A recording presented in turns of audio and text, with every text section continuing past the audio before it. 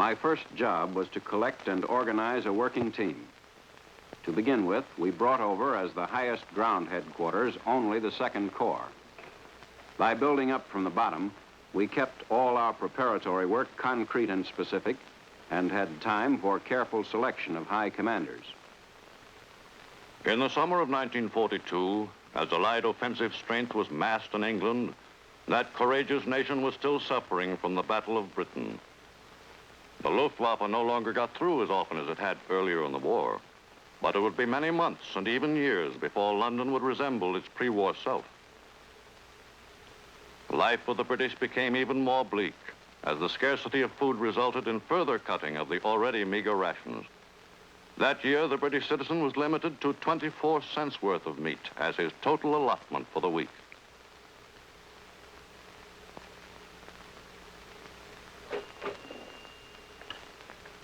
Our friendly invasion would vastly increase the strain on the population. We had to expect inevitable clashes with civilian processes, and in spite of the best will in the world on both sides, we had to anticipate and do our best to prevent mutual irritations that would naturally lead to misunderstandings and could not fail to impede the war effort. If the United Kingdom had possessed great open spaces in which to concentrate the American forces, the problem would have been less acute. Intensive programs were devised to fit the newly arrived Americans into the highly complex life of a thickly populated area. For American GIs, the little luxuries of life were available at their own post exchanges. The scarcities which had become commonplace to every Briton did not exist for the American soldier. I have never yet met an American soldier who did not feel that America had a staunch and sturdy ally. We found, however, that a British family inspired by a determination to show real hospitality was likely to utilize an entire week's rations to entertain an American. At once, we encouraged soldiers to carry rations on these home visits. On the streets of English cities, American troops became a familiar sight.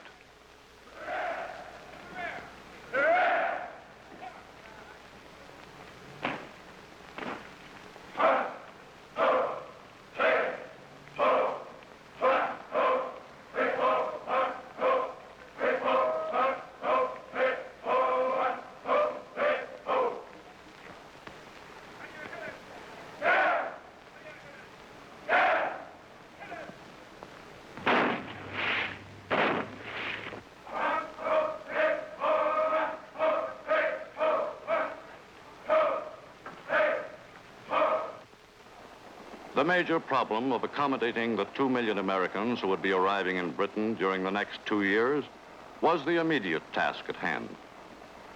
The plan to bring large fighting forces to Great Britain required those highly populated islands to ready themselves for the absorption of 2 million Americans and to provide for them necessary facilities, including training grounds in which to prepare for the great invasion.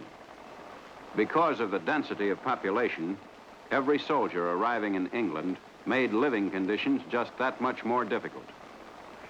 Training a man into perfect physical condition is not the only concern of a good Army commander.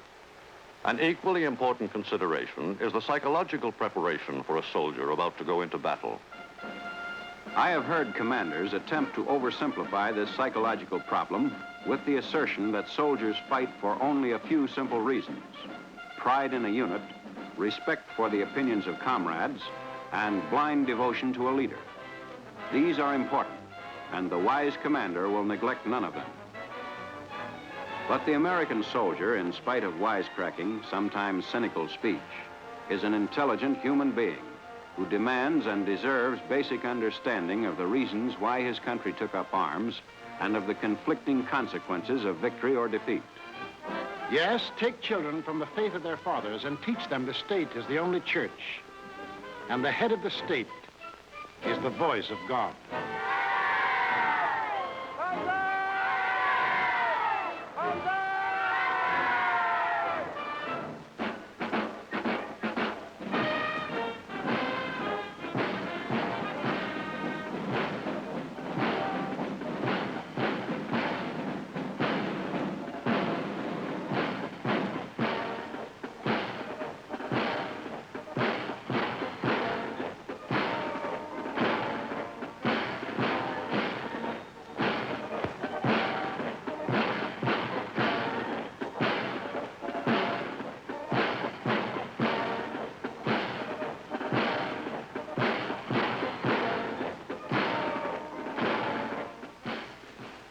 That was the way of life. Or better, the way of death. In that other world.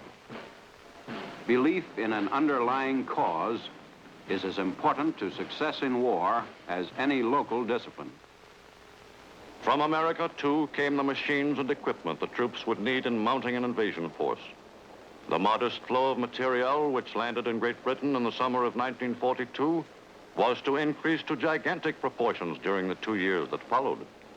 But in the summer of 1942, the amount of that material fell short of Allied needs. The great bulk of the fighting equipment needed for the invasion did not exist. Production limitations ruled out any possibility of a full-scale invasion in 1942 or early 1943. Indeed, it soon became clear that unless practically all American and British production could be concentrated on the single purpose of supporting the invasion of Europe, that operation could not take place until early 1944. But the much-needed equipment soon began arriving in larger quantities on the hopelessly overcrowded island. The United Kingdom was one gigantic air base, workshop, storage depot, and mobilization camp. It was claimed facetiously that only the great number of barrage balloons floating constantly in British skies kept the islands from sinking under the seas. As the tempo of preparations mounted, the method by which the Allies would finally come to grips with the enemy became the principal concern of General Eisenhower and his associates. There seemed to be three lines of action deserving of earnest study. The first was the direct reinforcement of the British armies in the Middle East in an effort to destroy Rommel. The second was to seize Northwest Africa to catch Rommel in a giant vice. The third was to undertake a limited operation on the northwest coast of France with a relatively small force, a bridgehead for use in the large-scale invasion agreed upon as the ultimate objective. Meanwhile, the Allied air offensive against Germany was accelerated, while the Luftwaffe's attacks on England declined. In frequency and intensity, the Allied strikes were the greatest in the history of air warfare at that time.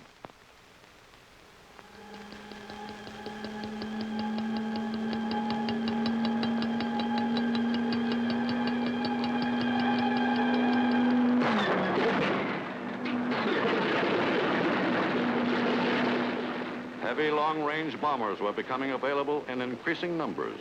As many as 600 were often used in a single Allied raid on Germany.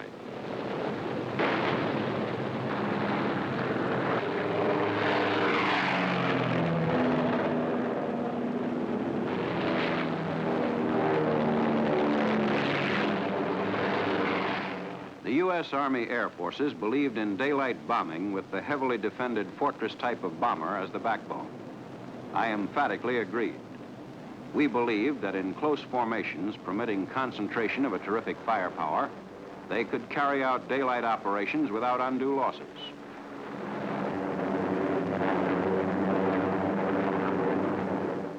There's Charlie doing his twirl again. I wish I had something like that to play with. You guys wouldn't know what to do with a turret if you had one. Took 6 months to teach you how to pull a trigger. Well, it taught us anyway. All right, fellas. Can the small talk and keep the intercom open. Enemy fighters at 7 o'clock high.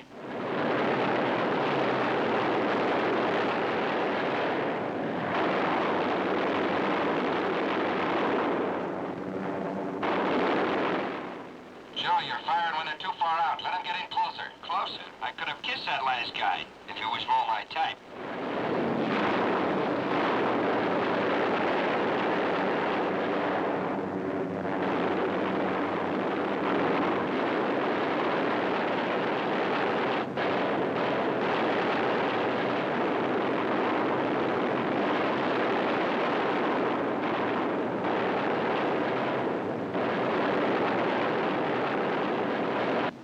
At the target areas deep in enemy territory, Allied bombers usually encountered stiff opposition.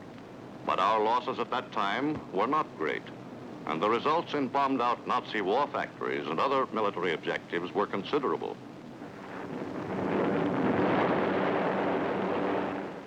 Bombs away!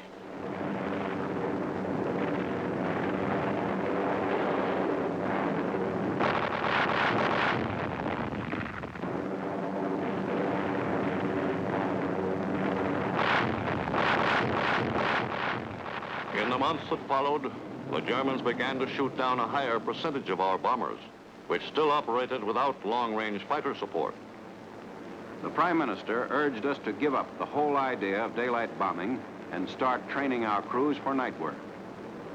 Their experience had driven them to bomb only at night. Otherwise, they suffered unsupportable losses. We believed that this was due to the fact that British bombers were designed for range and weightlifting at the expense of speed and defensive firepower. The arguments on this point were long, with neither side convinced.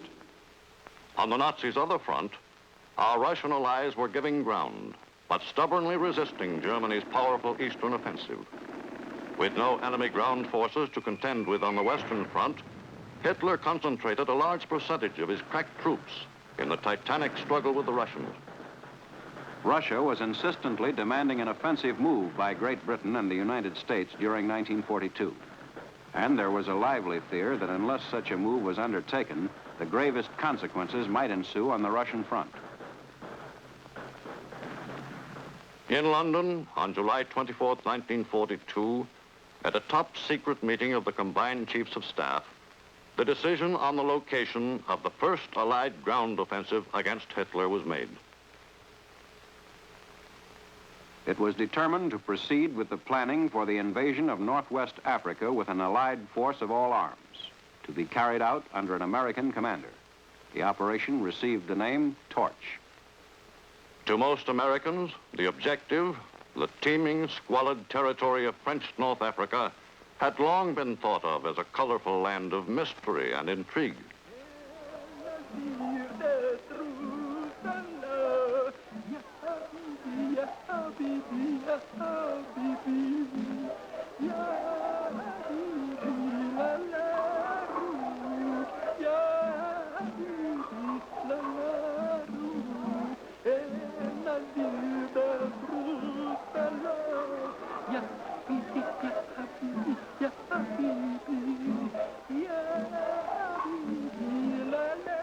To the bulk of its population, the war was of very little interest, and business went on as usual.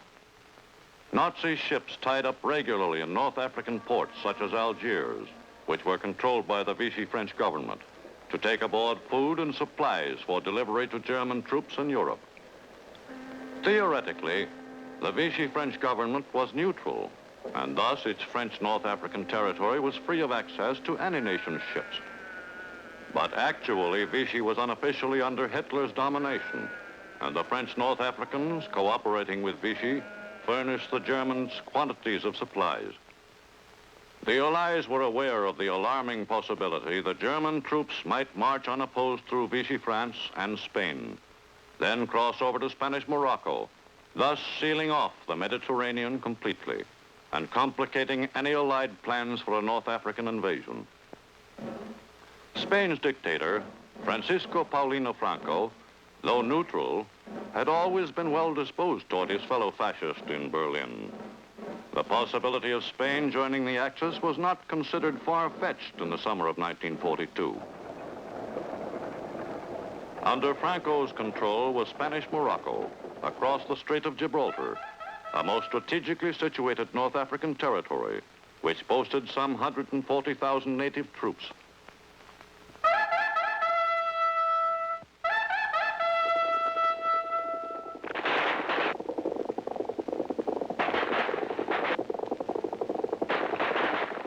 Key to the whole problem of possible resistance to an Allied invasion of North Africa was the Vichy French government, which ruled the territory where the landings were to be made. Its premier since the fall of France in 1940 had been aging Marshal Henri-Philippe Pétain, hero of the Battle of Verdun in World War I. Assuming Pétain's powers in April 1942 was crafty Pierre Laval, who followed a policy of complete collaboration with the Nazis. Marshal Pétain was a name that at that moment was more profound in its influence on North African thinking and acting than any other factor. Each French commander had sworn an oath of personal fealty to Pétain. None of these men felt that he could be absolved from that oath or could give any order unless given by Admiral Darlan as their legal commander. The prized French fleet was under the complete control of Darlan. Though he had constant dealings with the Germans, Admiral Darlan kept his promise to Churchill never to turn the French fleet over to the Nazis. We had to be prepared to fight against forces which were estimated to number 200,000. But our governments were clear in their instructions that we were to strive to create an ally in North Africa. To try to unsnarl some of the unfortunate political complications, President Roosevelt sent to Algiers as his personal representative Mr. Robert Murphy, who became ranking State Department officer in North Africa. Affable, friendly, exceedingly shrewd, he was admirably suited for his task. Unquestionably, his missionary work had much to do with eventual success. General Eisenhower's headquarters for Operation Torch was established within sight of the African continent at Gibraltar, the only Allied spot of ground in all Western Europe. Allied government leaders were convinced that General Henri Giraud, just escaped from a Nazi prison, could lead the French in North Africa into the Allied camp. But at first, Giraud expected to be overall commander.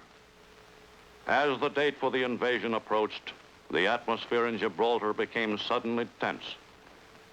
True, there was tenseness. One could feel it in every little cave makeshifting for an office. Yet, in spite of the certain consequences of any enemy air attack, there was a definite buoyancy. Soldiers, sailors, and airmen congregated there were stimulated by that feeling of exhilaration that ensues when one leaves months of grinding preparation behind and turns expectantly to a bold venture. Within a matter of hours, the Allies would know the initial fate of their first combined offensive gesture of the war. Aside from the seesaw campaigns of advance and retreat that had been going on in the western desert for 2 full years and the island battle of Guadalcanal, nowhere in the world had the Allies been capable of undertaking on the ground anything more than mere defense.